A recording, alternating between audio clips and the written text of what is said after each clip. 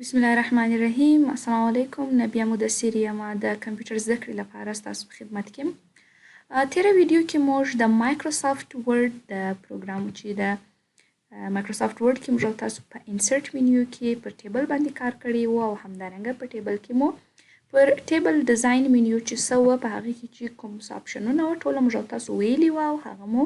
پیژندلي وه. راځو د تېر لوست په ادامه سره په نننۍ ویډیو کې موږ تاسو د ټیبل دویمه منیو چې د لی اوټ منیو په نوم سره یادیږي دغه منیو کې کوم آپشنز چې دي هغه کوم کمانډز چې دي هغه زده کوو د هغوی وظایف او فنکشنز یې زده کوو چې دوی کوم وظایف لري. په دې کې لومړی راځو د دې ټولو نه لومړی سلیکټ خپله انتخاب ته ویل کېږي چې موږ د سلیکټ د لارې کولی سو چې یو سیل انتخاب کړو، یو رای انتخاب کړو یا یو کالم انتخاب کړو او یا مکمل ټوله ټیبل انتخاب کړو. دلته پر سلیکټ باندې کلیک کوو. لومړی سلیکټ سیل هغه سیل کې چې اوس هایفن دی هغه سیل څپوکه انتخاب یې کړه. ګورئ په دې سیل کې موږ تاسو ولاړو په هماغه سیل کې څه وکړله هماغه سیل یې ماته سلیکټ کې انتخاب یې کړي. که زه ورته وایم چې سلیکټ کالم نه دغه ټوله کالم انتخاب کړئ، یعنې دا سیل چې اوس انتخاب دی یا دا سیل چې کوم دی اوس د دغه سیل مکمل انټایر کالم یې ټوله انتخاب کړه. ټوله کالم یې څپوکه سلیکټ یې کړه. ټوله کالم به څپوکې راته سلیکټ وکړي. همدارنګه سلیکټ را مکمل را څپوکه راته سلیکټ یې کړه. دغه سیل مکمل دغه سیل په مطابق چې مکمله کومه را ده دغه را ټوله څپوکه راته سلیکټ یې کړه یا هم انتخاب یې کړه. او همدارنګه سلیکټ ټیبل ټوله ټیبل راته انتخاب کړه چې دا کار موږ لنډ دلته هم کولی سو چې ټیبل څپو کړو انتخاب یې کړو. او همدارنګه یو سیل کولی سو چې لنډ دلته هم څپو کړو په داسې ډول سره کله چې دغه کوم سلیکشن چې د هایپن چې دی دا راوړو او د ټیبل په دې کارنر باندې ودرېږو کولی سو چې دا انتخاب کړو. که ټوله را غواړو انتخاب کړو هم کولی سو چې همدې ته دغسې ادامه پسې ورکړو. ټوله را هم کولی سو په لنډ ډول سره داسې انتخاب کړو. د هغه څه وروسته ویو ګریډ لاینز وظیفه چې شي ده. ګورئ دا ټیبل چې دی دا په خپله څه شي لري خپل ځان ته جالۍ لري چې دغه جالیو په واسطه سره یې یو سیل د بل سیل څخه جلا کېږي، یو کالم د بل کالم څخه جلا کېږي او یوه را د بل را څخه صرفه کېږي ورڅخه جلا کېږي. اوس دلته که چیرې دغه ټیبل هیڅ کوم ډیزاین ونه لري زه راځم دا ټیبل څخه د مکمل ټوله ډیزاین څپه کومه مکمل ټوله ډیزاین ځینې کلیر کومه. تاسو ګورئ هیڅ ډیزاین نه لري خو بیا هم ماته کالم معلومیږي چې دا کالم دی دا بل کالم دی دا یو کالم دی دا بل کالم دی دا یو را ده دا بل را ده او د دې ترڅنګ مثلا دا یو سیل دی دا بل سیل دی ټوله ماته مشخص دی. ولې ځکه چې په خپل ګریډ لاینز باندې په خپل جالویو باندې ماته مشخص شوي دي. خو که زه چې درته وایم چې نه دغه ګریډ لاینز مه ښکاره کوه بیا تاسو وګورئ هغه ګریډ لاینز د ټیبل پټیږي او بیا زه نسم کولی چې په اساني سره پوه سم چې کوم را کې یم کوم ټیبل کې یم البته کوم کالم کې یم یعنې هغه ګریډ لاینز یې ما څخه پټیږي او بیا زه نسم کولی چې دوی په منظم ډول سره ووینم. نو ویو ګریډ لاینز د ټیبل ګریډ لاینز راته ښکاره کړه جالۍ یې راته ښکاره کړه او که دغه چیک مارک ورته ورکړي ښکاره کوي که مو نه وي ورکړي بیا دغه څه به کوي نه یې راته ښکاره کوي. همدارنګه د دې ترڅنګ په لیاوټ کې پراپرټیز د ټیبل مکمل مشخصات دي د ټوله ټیبل مشخصات دي په هغه کې چینجز راوستلی سو په را کې همدارنګه کالم سیل او د دې ترڅنګ الت ټکسټ ورته اضافه کوی سو. خو دلته دغه کوم کار چې موږ په پراپرټیز کې لرو دا دلته موږ او تاسو سټیپ بای سټیپ ون بای ون ټوله څه پکې ووایو. یعنې پراپرټیز کې دغه ټیبل هغه کوم مشخصات چې همدا اوس دي هماغه دلته موږ ته ښکاره کوي او په دې کې موږ تغیرات هم راوستلی سو چې تغیرات به یې موږ ټوله څه پوه کړو په دې ځای کې به یې ټوله سټیپ بای سټیپ ووایو.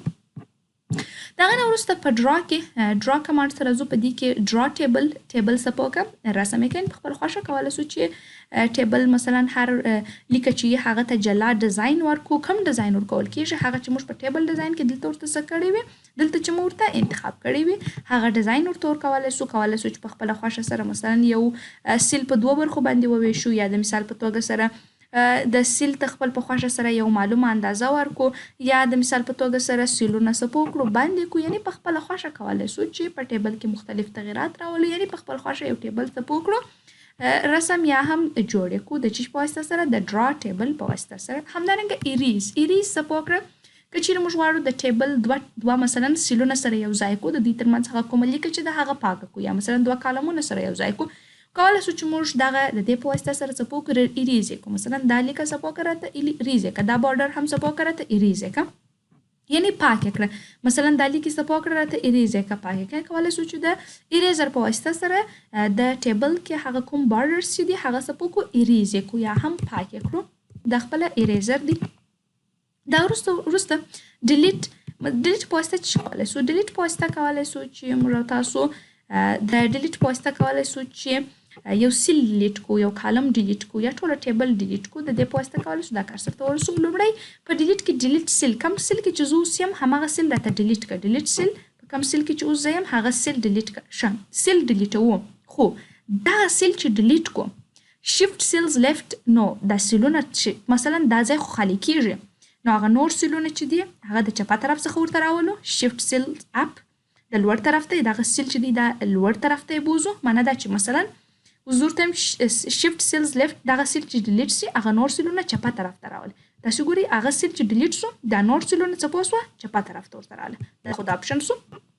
بل اپشن ورته سیل ډیلیټ ک خو شیفت سیلز اپ دغه نور سیلونه څه پوګه راپورته ک اوس تاسو ګوري دا سیل به ډیلیټ سي او نور سیلونه به سره کم سي ورته راپورته بس دا سیل ډیلیټ سو د پر ځای دا نور سیلونه سره کم سو ورته راپورته سو فکر مو دی دا نور سیلونه سره کم سو ورته راپورته سو همدارنګه ډیلیټ سیلز ډیلیټ انټایر را دغه سیل سره مکمل ټول را سپوکه ډیلیټ کړه ډیلیټ انټایر را مکمل را سپوکه راته ډیلیټ کړه او همدارنګه د دې ترڅنګ ډیلیټ انټایر کالم مکمل ټول کالم سپوکه راته ډیلیټ کړه یو کالم ټول سپوکه راته ډیلیټ کړه کنټرول زید نه دا کار بیرته سپوکه شاته همدارنګه ډیلیټ کالمز کم کالم کې چولاړې ماغه کالم راته ډیلیټ کړه کالم سپکه راته ډیلیټیږي او د دې ترڅنګ ډیلیټ را هغه را راته ډیلیټ ک هغه را به سپوسي ډیلیټ بسي او ډیلیټ ټیبل مکمل ټول ټیبل سپوکه راته ډیلیټ ک مکمل ټول ټیبل به سره کم سي ډیلیټ بسي کنټرول زید نه دا کار بیرته سپوکه اند ک یعنی بیرته یا شاته هغه څخه وروسته د دې ترڅنګ انسرټ اباو دغه کوم سیل کې چې زو سیمه دغه سیل څخه لوړ یو سیل سپوکه راته انسرټ اباو یو دنه سیل نه بلکې ودانه را به سپوسي راته انسرټ بسي سره کم را سره کم چې دغه و کټ مټه مغه سي بدل ته سپوسي راته انسرټ بسي انسرټ بلو د دې څخه لاندې یو دنه مثلا د دې څخه لاندې یو را سپوکه راته انسرټ ک تاسو ګورئ د دې څخه لاندې به را سپوسي انسرټ سي دا کار په لنډ ډول داسې کولای شو چې د دوه ټیبلونو په منځ کې مثبت علامه ده دا کلیک کو د دې په واسطه کولای شو خپل ځان ته یو را سپوکو انسرټ کو همدارنګه انسرټ لیفت چپه طرف ته دغه کوم کالم چې د چپه طرف ته کالم راته انسرټ ک تاسو ګورئ چپه طرف ته به یو کالم بل سپو کړئ انسرټ به کې او همدارنګه مثلا په دې سیل کې ولاړې متهم چې دغه ورسته طرف ته کوم کالمز دي هغه سپو کړئ انسرټ ک انسرټ رائټ چپه راسته طرف ته کالمونه سپو کړئ انسرټ ک یا هم راول د دې پوسټ کول سو چې راسته طرف ته کالمونه انسرټ کو دا کار په لنډ ډول داسې کولای شو چې د دوه سیلونو په منځ کې کوم پوزټیو ساين دي د باندې کلیک وکړو او د دې پوسټ سره هر څونه چې غواړو اضافه کو په هغه اندازه سره کولای شو چې ټیبل ته راز او کالمز څپو کړو اضافه کړو د دې ترڅنګ مرج سره یو ځای کول مثلا زه راځم دغه دواړه سیلونه انتخابوم ورته امداره ته مرج کړه دواړه سیلونه مرج سره یو ځای کړه د دوو سیلو د درو سیلو څلورو سیلو سره یو سیل راته جوړ کړه یعنی د انتخاب شوي سیلو څخه یو سیل راته جوړ کړه تاسو ګورئ ما دوه سیلونه انتخاب کړي وه د دواړو څخه چې شپو کړله یو سیل یې راته جوړ کړي او سپلټ سیلز هغه سیلونه چې موږ کله څو سیلونه سره یو ځای کړي وي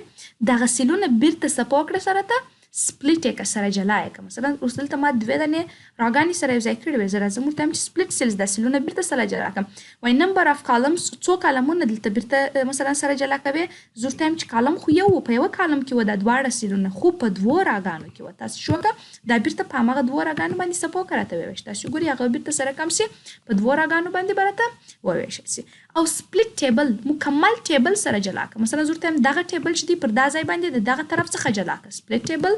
څپو کړه جلا کړه ګورئ د ټیبل دغه برخه د دې برخې څخه څپو کړه سپلټ یا هم جلا کړه د سپلټ ټیبل په واسطه کولای شو ټیبل څپو کو سره جلا کړو دغه ترڅنګ بل اپشن اوټ فټ اپشن دی اوټ فټ اپشن څه مطلب هدف یې څه دی